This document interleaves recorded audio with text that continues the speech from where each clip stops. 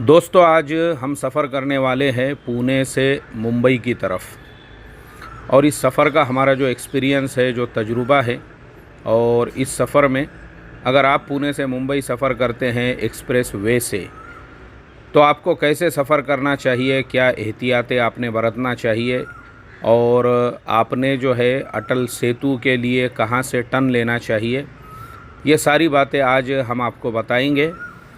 लेकिन मैं आप लोगों को ये बता दूं कि हमारा ये जो चैनल है इंडियन ट्रैवलर्स, ये मेरा बहुत पुराना चैनल है। मैंने स्पेशली ये चैनल इसीलिए शुरू किया था ताकि मैं आप लोगों को वीज़ा है, पासपोर्ट है, और इसी चैनल पे पासपोर्ट बनाने का एक कंप्लीट जो तरीक़ा होता है उसका भी वीडियो है A to Z, जो हमने वेबसाइट से ही पूरा उसको रिकॉर्ड किया था, ताकि बग़ैर एजेंट के, बग़ैर आप किसी गलती के, ख़ुद से अपने फैमिली का पासपोर्ट कैसे बना सकते हैं।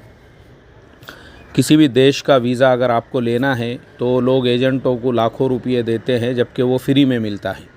मैं इससे पहले भी कई बार बता चुका हूँ, मेरे पास खुद कई मुल्कों का वीज़ा है जो 5-5 साल का है, और मैंने वो ख़ुद से लिया हुआ हूँ, किसी एजेंट के थ्रू नहीं, बग़ैर किसी एजेंट के। आज तक भी मैंने जितने भी वीज़े लिया हुआ हूँ। तो इस तरीक़े से आपको जो है ना वीज़ा कैसे लेना है। और हाँ, जहाँ एजेंट की ज़रूरत है भी, जैसे बहुत से कॉन्सुलेट जैसे साउथ कोरिया वगैरह है, तो आप डायरेक्ट जो है उनके अगर कॉन्सुलेट में जाते हैं तो वो आपको यही कहेंगे कि हमने जैसे VFS है या हमने जो है BSL वगैरह को कॉन्ट्रैक्ट किया हुआ है, आप उन्हीं के पास से वीज़ा अप्लाई कीजिए। तो आपको फिर वहीं से करना है, लेकिन वो भी कैसे करना है ये सब हमने इस चैनल को इसीलिए बनाया था ताकि आपको गाइड कर सके। ऐसे ही अभी रोड पे आप कैसे ट्रैवलिंग करें, आप कहीं जाना है तो कैसे जाए, यात्रा कैसे करें, ये सारी जो चीज़ें हैं ना, देखो ये भी एक सवाब का काम है। क्योंकि हमारे यहाँ तो रास्ते से तकलीफ़ देने वाले पत्थर को हटाना ये भी सवाब है, कांटे को हटाना ये भी सवाब है, किसी को रास्ता दिखाना ये भी सवाब है। और ऐसे वीडियोज़ देखकर, अभी जैसे पिछला वीडियो हमने लोनावाला के विला में हम रुके थे, हमने बताए थे कि वहाँ पे बहुत सारे लोग जो YouTube यूज़ करते हैं कहीं पे भी जाकर, और उसमें अपना ईमेल आईडी डालते हैं, तो वो कितना नुकसानदेह होता है। अभी आप मुझे बताओ, वो वीडियो देखकर अगर 100 लोगों को भी ये नई इन्फॉर्मेशन मिली और वो इससे बच गए, तो मैं समझता हूँ ये भी मेरे लिए बहुत बड़े सवाब का काम है। तो एक्चुअल हमारी सोच और थिंकिंग यही होती है। हमको लगता है जो इशराक पढ़ने वाला है वही सवाब का काम कर रहा है, और जो हज़ार दाने की तस्बीह लेकर बैठा है सवाब तो वही है, बाकी ये सारे तो दुनियादारी के काम हैं। तो ऐसा नहीं है। लोगों को गाइड करना, लोगों की रहबरी करना, और लोगों को जो है जो चीज़ मालूम नहीं है, क्योंकि ये मेरा अपना पर्सनल भी तजुर्बा है। आज पूरी दुनिया में लोगों के बहुत सारे नुकसानात का जो सबसे बड़ा रीज़न ये है, उनको मालूमात नहीं होती है, इन्फॉर्मेशन नहीं होती है। मालूमात और इन्फॉर्मेशन नहीं होने से लोगों को बास टाइम पे हज़ारों का, लाखों का नुकसान होता है। बाकी बाद यानी वही लोग जो है ना दूसरी लाइनों के एक्सपर्ट होते हैं, अपने आप को बहुत बड़ा वो माहिर समझते हैं, लेकिन एक तीसरे लाइन की उनको इन्फॉर्मेशन नहीं होने से उसमें उनको लाखों का नुकसान हो जाता है। तो ये बहुत सारी चीज़ें ऐसी होती है जो बहुत सिंपल होती है, बहुत नॉर्मल होती है, और सिर्फ एजुकेशन और नॉलेज नहीं होने से लोग जो है लाखों का नुकसान उठाते हैं। तो इसीलिए मैंने ये चैनल बहुत सालों पहले शुरू किया था, लेकिन मुझे टाइम ही नहीं मिलता था इस पे वीडियो अपलोड करने के लिए। बहुत सारे वीडियोस इससे रिलेटेड भी जो थे, तो हमने हमारा जो मेन चैनल है जो मेरे नाम से है उसी पे हम अपलोड करते थे। मगर मैंने वापस से दोबारा से, क्योंकि हमारे इस चैनल से हर समाज के लोग जुड़े और हर समाज के लोग इससे नॉलेज ले, क्योंकि ये कॉमन चैनल है, ये कॉमन हमारा प्लेटफॉर्म है। तो इसके लिए वापस से मैंने इस पे वीडियोज़ अभी दोबारा से शुरू किया हूँ। तो आप लोगों से बस इतनी ही रिक्वेस्ट है, इस चैनल से आप जुड़े रहे, इस चैनल के लिंक को ज़्यादा से ज़्यादा लोगों के साथ शेयर करें, क्योंकि आगे आपके लिए हम ऐसी बहुत सारी मालूमात, इन्फॉर्मेशन देने वाले हैं जिससे आपको बहुत फ़ायदे होंगे। फ़ॉरेन में किस तरह से इन्वेस्टमेंट करना चाहिए, फ़ॉरेन में ट्रैवलिंग कैसे करना चाहिए, फ़ॉरेन मुल्कों में जाकर आप सस्ते से सस्ते में कैसे रह सकते हैं, कैसे खा सकते हैं। जैसे आप देखते होंगे, मैंने अभी जैसे आपको बताया कि कई देशों का मेरे पास 5-5 साल का वीज़ा है, मैं रेगुलर वहाँ पे ट्रैवलिंग करता हूँ, रहता हूँ, खाता हूँ, पीता हूँ, 2-2 महीने, 6-6 महीने रहता हूँ। आप भी इस तरीके से, या आपको अपनी फैमिली के साथ में ट्रैवलिंग करना है, जैसा भी आपको करना है ना, ये सारी इन्फॉर्मेशन। ऐसे ही लोग हज उम्रे के लिए जाते हैं, तो वहाँ पे आप सस्ते से सस्ता किस तरह से, हमने ये मिशन शुरू किए थे। आज लाखों लोग, हज़ारों नहीं, लाखों की मैं बात कर रहा हूँ, जो लोग इस तरीके से उम्रे का सफ़र कर रहे हैं, उनके लाखों रुपये बच रहे हैं। कई लोग मुझे ख़ुद मिले, कई लोग मुझे ख़ुद मैसेज करते हैं, कई लोग मुझे ख़ुद हदिये, गिफ्ट, तोहफ़े वग़ैरह यहाँ पे भेज कर देते हैं। अभी हैदराबाद से जो है एक साहब ने, और बड़े आलिम हैं वहाँ के, उन्होंने रमज़ान से पहले मेरे से सारे डिटेल्स लिए थे, कैसे कैसे मैं जाऊँ, क्या करूँ। मैंने सारे वीडियोस का प्लेलिस्ट उनको भेज दिया। वो सारे वीडियोस देखे, पूरा रमज़ान वहाँ पे रहकर आए। और 2 रोज़ पहले उनका मैसेज था कि मैं ख़ास तौर पे आपसे मिलने के लिए आना चाहता हूँ, मैंने आपके लिए बहुत से हदिये तोहफ़े लाया, क्योंकि आपकी वजह से मेरा लाखों रुपयों का फ़ायदा हुआ। 1 रुपये का भी मुझे जो है फ़ुज़ूल ख़र्ची मेरी उम्रे के सफ़र में नहीं हुई। तो देखो, ये जो सफ़र है ना, आप कहीं का भी करो, ये सारे जो सफ़र आप करते हैं, तो इसमें आपको गाइड करना, रहबरी करना, बस ये हमारा काम है। और हमारे पास इसका तजुर्बा है। मतलब ये नहीं है कि मैं दूसरे का वीडियो देखकर आपको गाइड कर रहा हूँ, बल्कि मैं ख़ुद प्रैक्टिकल, जो मैंने लोगों को ख़ुद से उम्रा करने का तरीक़ा बताया, मैं ख़ुद भी जो है बस से भी गया हूँ, कतर गया, वहाँ से बस से मैंने वो उम्रा किया सस्ते वाला अकेले ने। उसके बाद लास्ट ईयर मेरी फैमिली के साथ में मैं गया। किस तरह से आप कर सकते हो बाहर देशों का, क्योंकि ये मेरा अपना पर्सनल तजुर्बा है। मेरे पास अभी जो पासपोर्ट है वो चौथा पासपोर्ट है। इससे पहले के जो 3 पासपोर्ट थे मेरे, उसमें सबसे पहला पासपोर्ट तो एक्सपायर हो गया था, यानी उसकी तारीख़ ख़त्म हो गई थी, 10 साल पूरे हो गए। और उसके बाद के जो 2 पासपोर्ट है मेरे, वो पूरे भर गए हुए हैं वीज़ों से। इसीलिए मुझे जो है अभी वापस से एक नया पासपोर्ट के लिए अप्लाई करना पड़ा। और नया अभी मैंने जो है मोटे वाला जो पासपोर्ट होता है, जिसमें ज़्यादा से ज़्यादा पेजेस होते हैं, वो अप्लाई किया हूँ। तो मैं आपको जो गाइड कर रहा हूँ, रहबरी कर रहा हूँ, तो मैं इस रास्ते से गुज़रा हूँ। ये सारे काम मैं करता हूँ, मैं ट्रैवलिंग करता हूँ। तो मेरे तजुर्बे, मेरे एक्सपीरियंस की बुनियाद पर, और लोगों के तजुर्बे, लोगों के एक्सपीरियंस जो हमने देखे हैं कि उनको सही गाइड, सही रहबरी नहीं होने से कैसे नुकसान होते हैं। ठीक है, तो इसके लिए बस आप लोगों से मेरी इतनी ही रिक्वेस्ट है, चैनल के साथ में आप जुड़े रहे। पुणे से जो लोग भी मुंबई का सफ़र करना चाहते हैं, स्पेशली जो लोग कोंडवा में रहते हैं, कातरज में रहते हैं, तो ये लोगों के लिए सबसे बेहतरीन जो रास्ता है वो है कातरज से जो बाईपास है, सीधा सीधा जो हिंजेवाड़ी होते हुए एक्सप्रेसवे या पुराने हाईवे से जो मिलता है ना, ये रोड आपके लिए सबसे बेहतर है। उसका रीज़न ये है कि ये पूरे रोड पे आपको ट्रैफिक नहीं होती है। अक्सर लोग क्या करते हैं, गूगल मैप में चेक करते हैं कि पुणे से मुंबई कितने किलोमीटर है। अब उसमें उनको फ़र्क बताता है कि अगर आप बीच में से जाओगे, पूरे शहर को क्रॉस करके जाओगे, आप जो है जूने बाज़ार के सिग्नल से जाओगे, तो आपको 8 किलोमीटर कम पड़ेगा, 5 किलोमीटर कम पड़ेगा। अब ये लोग जो है 5 किलोमीटर कम के चक्कर में सिटी के बीच में से जब गाड़ी लेते हैं ना, तो अक्सर सुबह 8 बजे के बाद में ट्रैफिक शुरू होता है, तो वो चलता है रात में 11 बजे तक। ये सारे रोड आपको एकदम ट्रैफिक वाले मिलेंगे। इसलिए बेहतर ये है कि अगर आपको पुणे से मुंबई का सफ़र करना है बाय कार, तो सबसे बेहतरीन रास्ता आपके लिए यही है। ज़्यादा सोचना नहीं, कुछ नहीं, सीधा सीधा अपना जो कातरज का रोड है और वहाँ से जो पुणे मुंबई बाईपास है, वहाँ से आप निकल जाइए। इसका सबसे बड़ा फ़ायदा ये है, आपको कोई ट्रैफिक मिलता नहीं है पूरे रोड पे। अगर आपको ज़्यादा से ज़्यादा कहीं ट्रैफिक मिला, तो जो कोथरूड के पास जो ब्रिज आता है नदी के ऊपर, ज़्यादातर मैंने देखा हूँ उसी ब्रिज के, क्योंकि ब्रिज छोटा है, ब्रिज क्रॉस करने तक ही आपको जो है मुश्किल से वहाँ पे आपको 5 से 10 मिनट लगते हैं। जैसे ही आपने ब्रिज क्रॉस किया, वापस से जो है वो दोनों साइड से 4-4 लेन का रोड बना हुआ है। बड़ी गाड़ियाँ भी चलती है, कार्स भी है, बाइक वाले भी चलते हैं अपने रास्ते से। लेकिन आप जो है जो अपनी लेन पकड़ के उस रोड से अगर आप चलते हैं तो आपको कोई तकलीफ़ नहीं है, दिक्कत नहीं है। अब वहाँ से जब आप चलोगे ना तो हमेशा याद रखने का, ये भी अक्सर लोगों को प्रॉब्लम होता है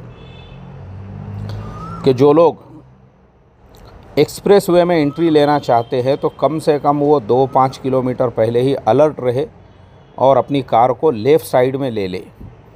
अगर आपकी कार बीच में रहेंगी या आपकी कार जो है एकदम पहले नंबर वाली लेन में रहेगी तो फिर क्या होगा, आप सीधा निकल जाओगे जूने एक्सप्रेस वे की, जूने हाईवे की तरफ।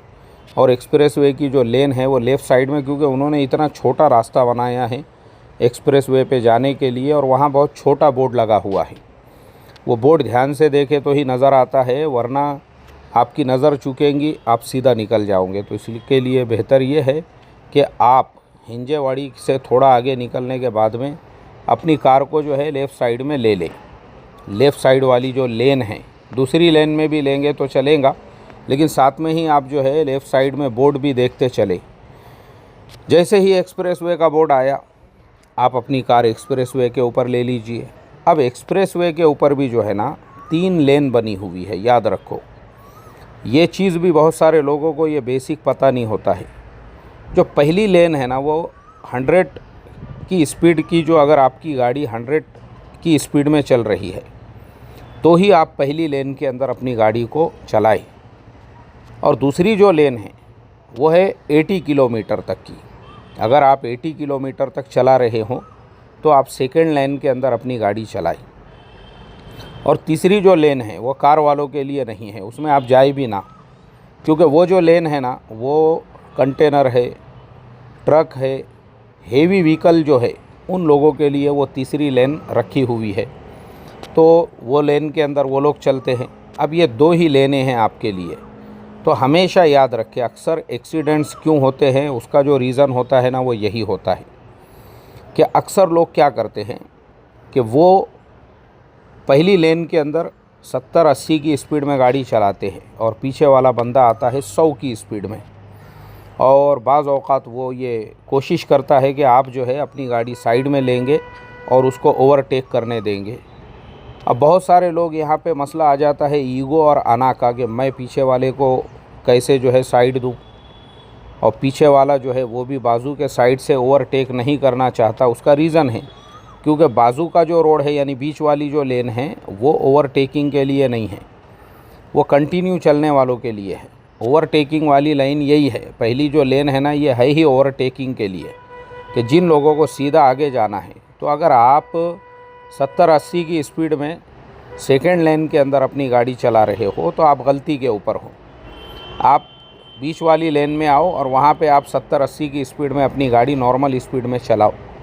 पहली लेन वालों के लिए रोड रास्ता छोड़ दो आप, वो 100 किलोमीटर वालों के लिए है और ओवरटेक करने वालों के लिए ही है। अगर आपको भी आगे स्पीड बढ़ाना है, ओवरटेक करना है, आप भी पहली लेन में जाओ और सेकंड लेन वाली जो कारें हैं उनको ओवरटेक करो, क्योंकि वो लेन ही है ओवरटेक करने के लिए।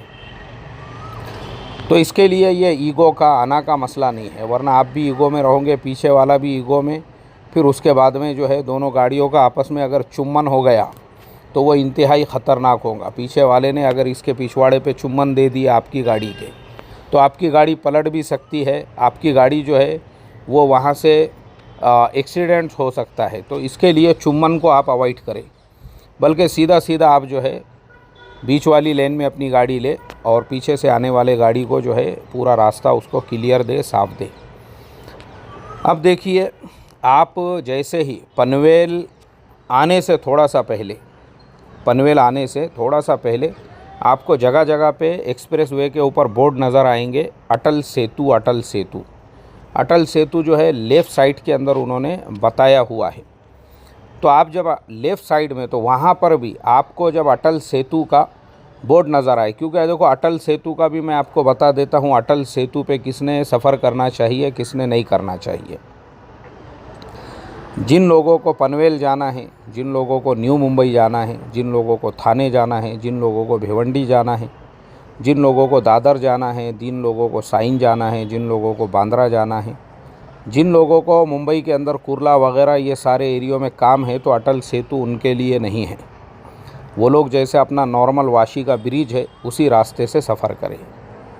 फिर अटल सेतु किसके लिए है? अटल सेतु उन लोगों के लिए है जिन लोगों को डायरेक्ट मंत्रालय जाना है, जिन लोगों को डायरेक्ट किसी मुल्क की कॉन्सुलेट में जाना है वीज़ा वगैरह के लिए, एम्बेसी के लिए, नरीमान पॉइंट जाना है, वहाँ पे किसी उनको जो है प्लेन का टिकट बुक करना है या किसी कॉन्सुलेट किसी एम्बेसी में जाना है, तो अटल सेतु उनके लिए है। ऐसे ही जिनको वीटी स्टेशन जाना है डायरेक्ट किसी कोई उनके रिश्तेदार आ रहे हैं उनको रिसीव करने के लिए, या उनको जो है, ये सारे लोगों के एयरपोर्ट के लिए भी अटल सेतु नहीं है, ये भी याद रखो। अगर आपको एयरपोर्ट भी जाना है ना तो अटल सेतु आपके लिए नहीं है, आप पुराने रास्ते से ही एयरपोर्ट जाइए। फिर अटल सेतु किसके लिए है? अटल सेतु सिर्फ़ और सिर्फ उन्हीं लोगों के लिए है जिन लोगों को मंत्रालय जाना है, जिन लोगों को गेटवे ऑफ इंडिया जाना है, जिन लोगों को हज हाउस जाना है, जिन लोगों को मोहम्मद अली रोड जाना है, जिन लोगों को भिंडी बाज़ार जाना है, जिन लोगों को मीनारा मस्जिद जाना है, जिन लोगों को चूना भट्टी मरकज़ मस्जिद जाना है, जिन लोगों को ज़करिया मस्जिद जाना है, जिन लोगों को मस्जिद का जो एरिया है यानी मस्जिद बंदर का जो एरिया है पूरा बाज़ार वाला, होलसेल मार्केट वाला, अब्दुर्रहमान स्ट्रीट वग़ैरह, ऐसे ही हज हाउस है, हज हाउस के अलावा हज का भी जो ऑफिस है, ऐसे ही जो मेन मुंबई का एरिया है, होलसेल सारे बाज़ार सारे मार्केट जहाँ पे है, आज़ाद मैदान वग़ैरह वग़ैरह, VT station, Churchgate railway station, ये एरियो में अगर आपको जाना है तो ही आप एक्सप्रेस वे पे देखते रहे कि अटल सेतु कहाँ पर निकलेगा। उस हिसाब से आपको जो है ना अपनी गाड़ी कम से कम एक 5 किलोमीटर पहले से ही सेकेंड लेन के अंदर ले लेना है। सेकेंड लेन में आप आए तो अटल सेतु के लिए भी जो रोड निकला हुआ है ना वो बहुत छोटा है, यानी ऐसा कोई बहुत बड़ा रोड ब्रिज जा रहा है ऐसा नहीं है, वो बिल्कुल गांव देहात के जैसा छोटा सा रास्ता है जिसमें से सिर्फ एक गाड़ी जो है बाहर जा सकती है। इस तरीके से उन्होंने अटल सेतु की तरफ जाने वाला रास्ता बनाया है। तो अटल सेतु ऐसा नहीं है कि आप जैसे ही एक्सप्रेसवे से बाहर निकल गए तो आप डायरेक्ट अटल सेतु पे चले जाओगे। वहाँ से अटल सेतु कम से कम 25-30 किलोमीटर दूर है। आप वहाँ से सिर्फ जूने हाईवे के ऊपर आओगे बस। जो पुराना हाईवे है पनवेल से, यानी पुणे का, जो पुणे और मुंबई का दरमियान का जो पुराना हाईवे है, आप उस पुराने हाईवे से वापस जो है आपकी गाड़ी उस पुराने हाईवे पे आ जाएंगी। तो पुराने हाईवे पे जब आप आओगे तो वहाँ रोड पूरा टूटा फूटा हुआ है और वहाँ पे पूरा ट्रैफिक आपको जाम मिलेगा और बड़ी बड़ी गाड़ियाँ, बड़े बड़े कंटेनर, बड़े बड़े जो है वो पीछे से आपको आते हुए मिलेंगे। तो अब आपको ये सारी हालतों के अंदर क्या करना है, ये सारी हालतों के अंदर आपको आपकी गाड़ी आहिस्ता आहिस्ता चलाते हुए लेकर जाना है। थोड़ा आप आगे जाओगे यानी उस टूटे फूटे हाईवे के ऊपर भी 5 किलोमीटर जब आप चलोगे उसके बाद आपको सामने जो है ना फिर एक बोर्ड नज़र आएगा अटल सेतु के लिए जो ब्रिज जाता है। यानी वहाँ से भी अगर आपने वो ब्रिज को छोड़ भी दिए और कंटिन्यू पुराने हाईवे पे नीचे से भी चले तो भी कोई हर्ज नहीं है, क्योंकि आगे आपको और उस रोड पे आने के लिए पॉइंट्स मिलते रहेंगे, क्योंकि वो रोड भी वहाँ से 20 किलोमीटर तक पुराने हाईवे के साथ में ही चलता है। तो कंटिन्यूसली आप उसके साथ में चले और चलने के बाद में फिर आपको जो है अटल सेतु का, अभी भी अटल सेतु का बहुत सारा काम बाकी है। यानी हाईवे में एंट्री करने, वो ब्रिज के ऊपर एंट्री करने से पहले के, तो आहिस्ता से आराम से आप अपनी गाड़ी जो है उसके ऊपर लेकर फिर आप वहाँ से जो है अटल सेतु पे एंट्री कर सकते हैं। जैसे ही आप अटल सेतु पे एंट्री करोगे ना तो वहाँ पे थोड़े दूरी के ऊपर आपको ये मिलेगा जो टोल टैक्स होता है, ज़रा उन्होंने एकदम अमेरिकन स्टाइल में बनाया हुआ है। तो वो अमेरिकन स्टाइल का जो टोल टैक्स है उसके ऊपर, जैसे आपको नॉर्मल हमारे यहाँ पे टोल टैक्स मिलते हैं जिसमें पूरा ऊपर से छपरा लगा हुआ होता है, उस टाइप में नहीं है वो। तो एक चीज़ और आप याद रखें कि आप जब भी अटल सेतु हो या आप मुंबई पुणे एक्सप्रेसवे हो या नॉर्मल भी आप किसी हाईवे पे सफ़र कर रहे हो या एयरपोर्ट भी अगर आप जा रहे हो ना, तो आज क्या हो चुका है, गवर्नमेंट ने फास्ट टैग जो है उसको कंपलसरी किया हुआ है, उसको रेगुलर किया हुआ है। वो आपके कार पे होना ज़रूरी है। ऑलमोस्ट अभी फ़िलहाल सारे ही जितने भी टोल नाके आते हैं वहाँ पे कैश का सिस्टम ख़त्म हो चुका है। अगर आपके पास कैश का सिस्टम रहेगा तो शायद उन्होंने कैश के लिए एक काउंटर रखा है और वहाँ पे वो लोग डबल चार्ज लेते हैं। जैसे यहाँ अगर आपको 300 रुपये लगने वाले हैं तो कैश में आपको 600 रुपये देना पड़ेगा, क्योंकि एयरपोर्ट के ऊपर भी जो है ना वो फास्ट टैग के ऊपर पार्किंग का सिस्टम है।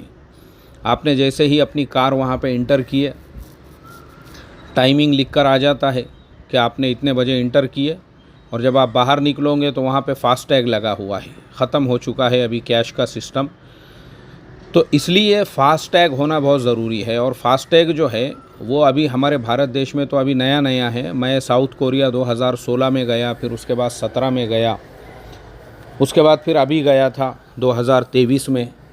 तो वहाँ पर ये सारे सिस्टम जो है ना बहुत पहले से है, यानी मैंने पहली मर्तबा उसी ज़माने में देखा था। जब मैं पहली मर्तबा साउथ कोरिया गया था तो मैंने फ़ास्ट टैग वहाँ पे देखा, तो पता चला अच्छा वहाँ पे जो फ़ास्ट टैग है ना, कार वहाँ पे रुकती नहीं है। ये अभी हम लोग अभी भी जो है हमारे यहाँ कार रोकी जाती है, चेक होता है। अरे भाई काय के लिए चेक कर रहे हो? वो टेक्निकल सिस्टम है। आपकी कार अगर 80 की स्पीड में भी वो क्रॉस कर देती है ना तो भी वो उसको कैप्चर कर लेता है, वो भी कैच कर लेता है। और टोल नाकों के आजू बाजू ये बड़े बड़े जो उन्होंने चट्टानें लगाई हुई है जिसके बीच में से कार निकालना पड़ती है, वो बहुत ही तकलीफ़ देने वाली बात है। उसकी वजह से कई मर्तबा एक्सीडेंट हो रहे हैं अभी बहुत सारी जगह पे, उसकी ज़रूरत ही नहीं है। तो अटल सेतु पे भी फास्टैग होना ज़रूरी है। और जैसे ही आप अटल सेतु को कंप्लीट करोगे, यानी जैसे आपके अटल सेतु जब ख़त्म होने का वक्त आ जाएगा, तो 3 रास्ते उन्होंने वहाँ से निकाले हैं। एक वडाला की तरफ जाता है, दूसरा रास्ता जो है वो जाता है वीटी स्टेशन और मंत्रालय की तरफ, और एक और तीसरा रास्ता है वहाँ से। तो हमेशा याद रखो जो बीच वाला रास्ता है, बीच वाला रास्ता, वो बीच वाला जो रास्ता है वो रास्ता जाता है वीटी स्टेशन, मंत्रालय, मोहम्मद अली रोड की तरफ। तो बाकी आपको राइट साइड वाला जो रोड है, यानी उनको नाम दिया हुआ है उन्होंने A1, B1, C1। तो C1 और A1 को आपको जो है अवॉइड करना है और आपको जो है B1 से बाहर निकलना है।